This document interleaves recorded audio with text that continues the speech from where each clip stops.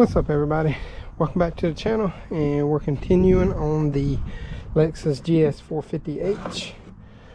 And like I said in the last video, which I will put a description up above and here somewhere to the last video where we did the tune-up on it, but this time we're going to be doing the struts on here. And first thing we're going to need to do is you're going to need to take off these side shields again. And I already took all the little clips out, but just take that off, and then your mounting on the strut tower is right there. So let me grab my tools. I already did the driver's side, so I know what size everything is for y'all, so I'm not repeating myself. Okay, so first thing we need to do is get a 14.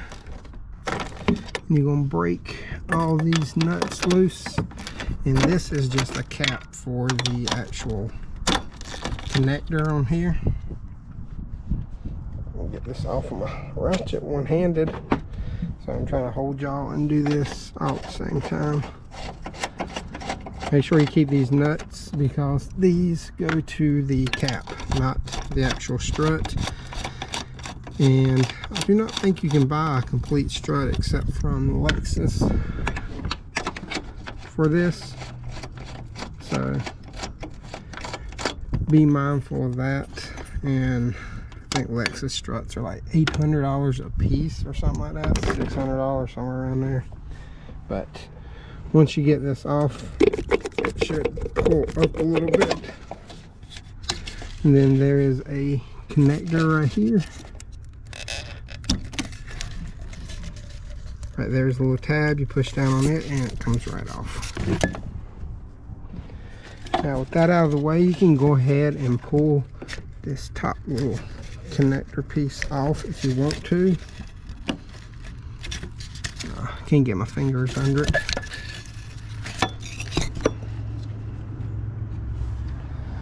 But anyway, we're going to go ahead and take the nuts for the strut off as well. It won't fall on you. I want to set y'all down for a second. Like I said, we can go ahead and break these nuts off of the strut.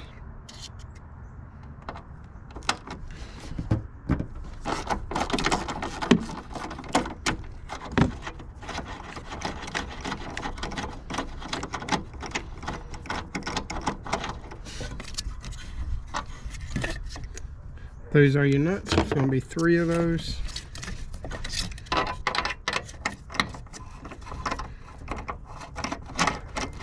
And underneath this, or on top of the strut tower, there's like a washer slash reinforcement piece on here. So do not lose that, because we'll need that as well.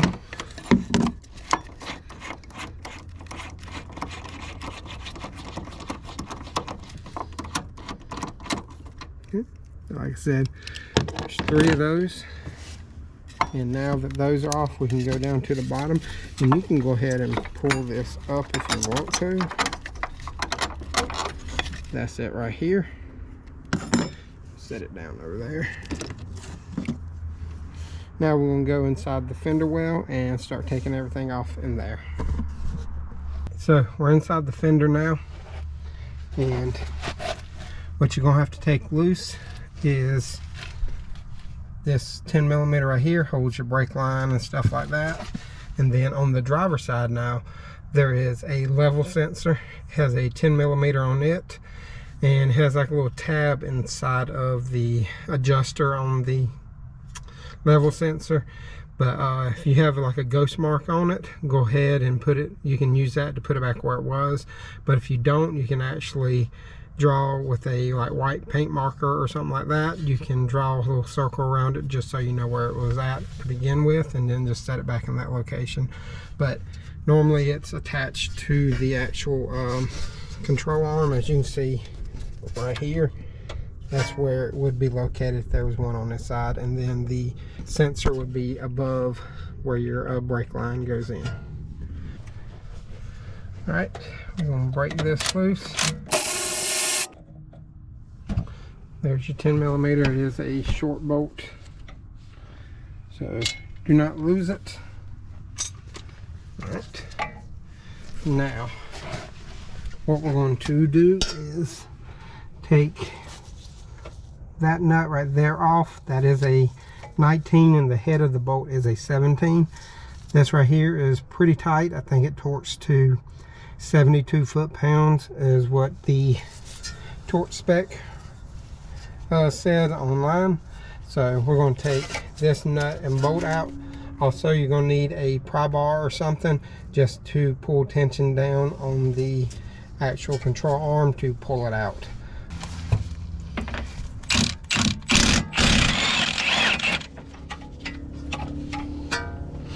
Okay, I got my pry bar behind where the caliper is on the control arm and on the subframe.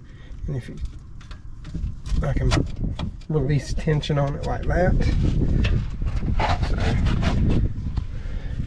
I'm just going to put some tension down and pull this bolt out.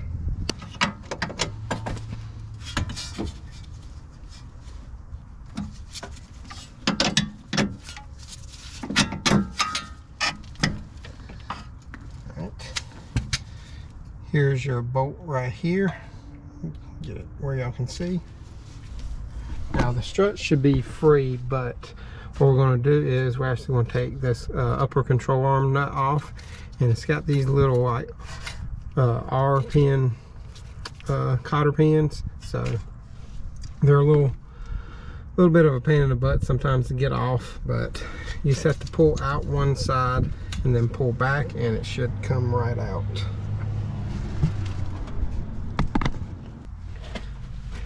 Okay, here they are. You can see it went in just like that, and you got to push it in, pry out that little hook, and then pull straight back. And there's a hole that goes through there. You can see my finger.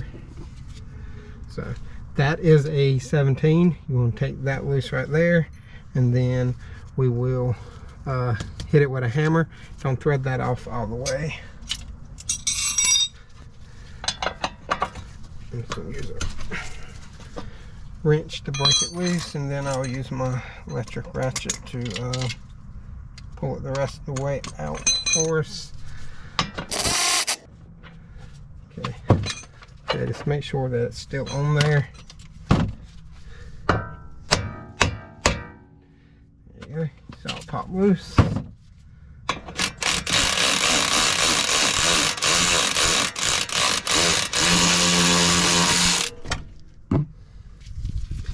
And there is your nut.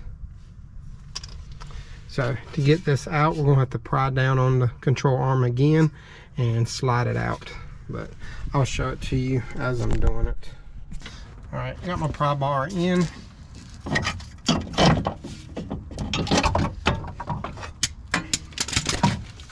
Work loose, and then we can pull it out. Now, while we're taking the spring and everything off, we will put this nut back on just to keep all the brake lines and stuff from being stretched. But now we're going to go and take the spring off and switch it over to the new one. Okay, we got them just started on here. They're not tight or anything, but these right here have the safety pins in it, so if something did happen, it wouldn't fly out and hit you. So here's these pins right here. Got a lip, just lift up. That's what they look like. And then it should just pull straight out. We're going to keep those together. And then now we're going to tighten down on this to compress the spring so we can get this nut right here off the top.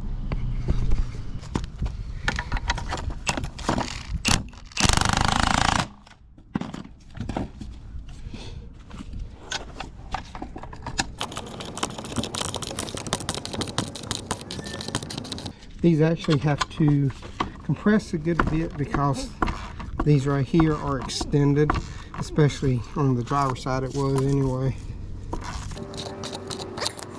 We're going to take this nut off the top. Should be a 17 millimeter.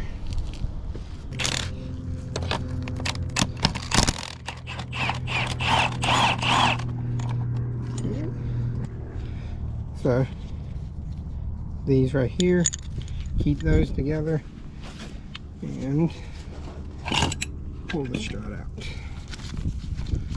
It really needs a new bellow in there, but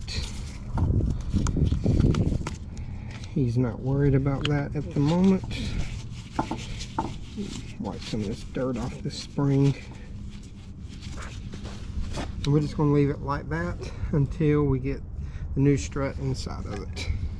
So here are the struts we got. We got KYBs. I think these are the only ones that are offered for this car.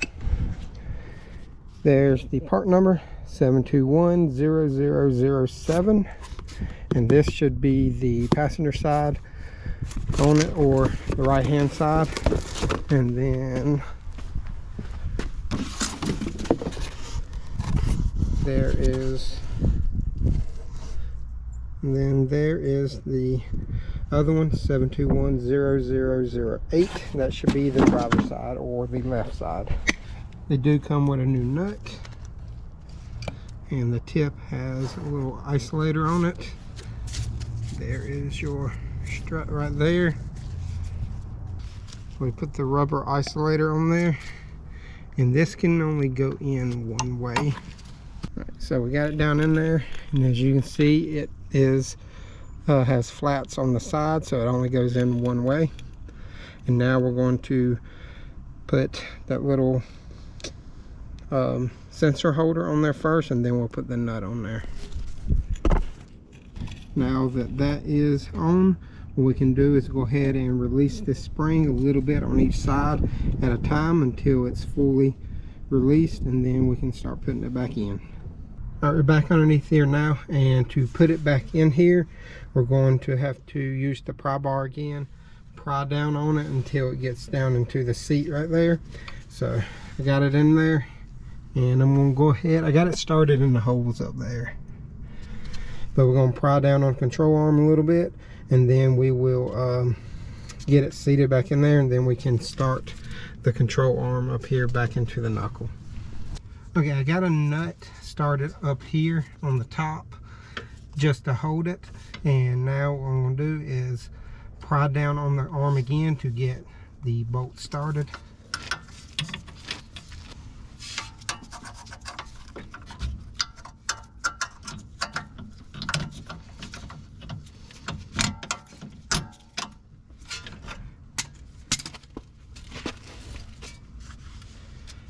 It's a little tricky to do by yourself, but if you're persistent enough, you can get it. Like I said, I had one started on already, and I'm going to finish it out. I wait to put the sensor on until it's in, just so I know which orientation that it needs to go in. Let me go grab the sensor and I'll show you how to throw that on. Here's the sensor right here. If you look, it can only go on one way. Goes down in there, that little valve. It's got to go on a certain way. Now, the sensor was facing like this to begin with. Get it, turn it. Now that it's on there, get these little clips. Snap them on. I find it's easier if you start the top and then push the bottom on. Now I got to tighten these up and tighten that lower bolt, and then we can put the connector on and tighten all this, and that should be the last of it.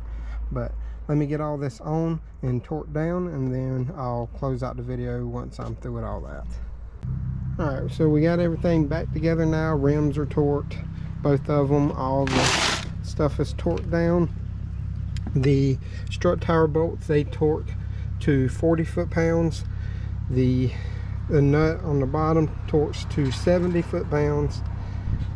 And then the little 10 millimeter, you can just tighten it down some just to hold the wire. and then the cap that goes over top of the strut that houses the connector, you can just tighten it down a little bit. And that should be, I think, all the torque specs that you needed on it. Or the control arm, I think the control arm torqued to 38 foot-pounds. But we got all that torqued down, and that should be everything. If y'all have any questions, comments, concerns, leave them in the comment section below. I'll get to them as soon as I can, and until next time, y'all have a great day.